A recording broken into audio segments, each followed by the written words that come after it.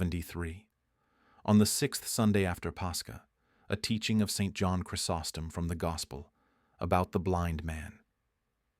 Christ our God, from the words of the Gospel, has prepared for us a spiritual table and calls the faithful, that we all may delight in his wonders.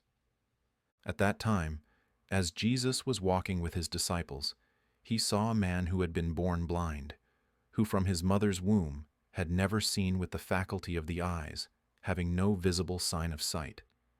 Concerning him, the disciples asked the Lord, saying, "Master, who sinned, this man or his parents, that he was born blind?" The disciples said this not knowing the reason, but the Lord, who is truth, revealed to them the truth, saying, "How could this man have sinned when he was not yet born? Nor is it just that, for the sins of the parents, the child should receive punishment. Rather, each one shall receive according to his own deeds." And again, Jesus said to his disciples, "Neither did this man sin, nor his parents, but this has come to pass so that the works of God might be made manifest in him. For he desired not only to grant him physical sight, but also to enlighten the eyes of his soul. For Jesus said, that the works of God might be made manifest. This he said concerning himself, and not concerning the Father. For the glory was already made manifest in the Father, but it is fitting that he also be manifested. Therefore he said, "It is necessary for me to do the works of the one who sent me." And having said this, he spat on the ground, and made clay from the spittle, and anointed the eyes of the blind man, so that he might clearly show to all that it was he who created Adam from the earth. And he sent him to Siloam, in order to show us the importance of obedience and of discipleship.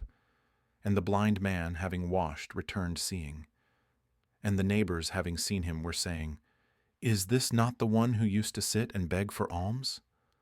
Others said, "He is like him." But he himself said, "I am he." For this reason the Lord sent him to Siloam, so that the people might see the wondrous and all-glorious miracle. For the evangelist speaks of the Lord's humility, how he would go even to the poor, so that we also might learn not to be proud toward orphans, nor to offend them, but rather to support and show mercy to them. The blind man was also bold and truthful, for he did not hide from the Jews the one who had healed him, Christ. They then said to him, "Where is he?" And he replied, "I do not know." For Jesus, the one who works wonders, would withdraw on account of the crowd. They brought him to the Pharisees, seeking to intimidate him and suppress the miracle, and they questioned him, asking how he had received his sight. But he all the more proclaimed, saying that he had washed, and said, "Behold, I see." And he added, "How could this man be a sinner, as you say? For a sinner is not able to do such miracles." But they replied, "He breaks the Sabbath. He is an opponent of the law." Then, having summoned his parents, they questioned them also. They said, "This is our son, and he was born blind. But how he now sees, we do not know. Oh, the evil-hearted and the accursed!" And a second time they questioned his parents, whether this was truly their son, and whether he had indeed been born blind, and how he now sees. And they again replied, "This is our son, and he was born blind, but how he was healed, ask him yourselves." And the Pharisees again questioned the man who had been blind, saying, "Tell us how you received your sight, for we know that this man is a sinner." But the blind man said, "Whether he is a sinner, I do not know. But one thing I do know, that he worked a wondrous miracle upon me." And again the Pharisees questioned him, not because they desired to understand, but so that they might find reason to reproach the Lord on account of the Sabbath. But the one who had received his sight answered them, speaking to them with boldness, "I have told you many times, and you did not listen. Do you also want to become his disciples?"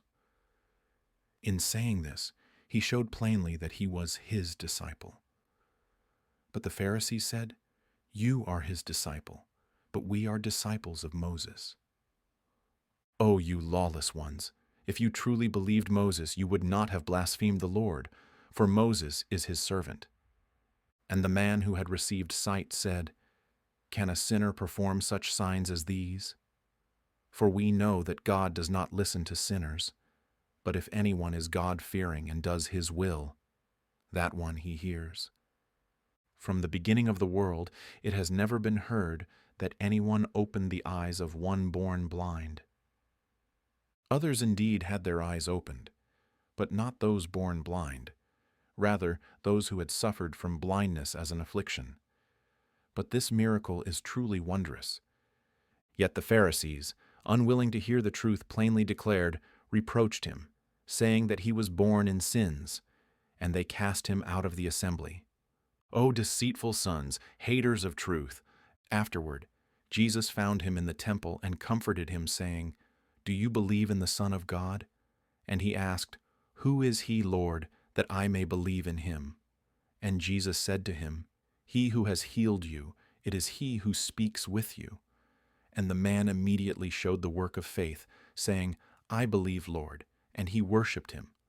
Let us also believe, brothers, in the Almighty Master who works wondrous miracles, that he may have mercy on us and bring us into his kingdom.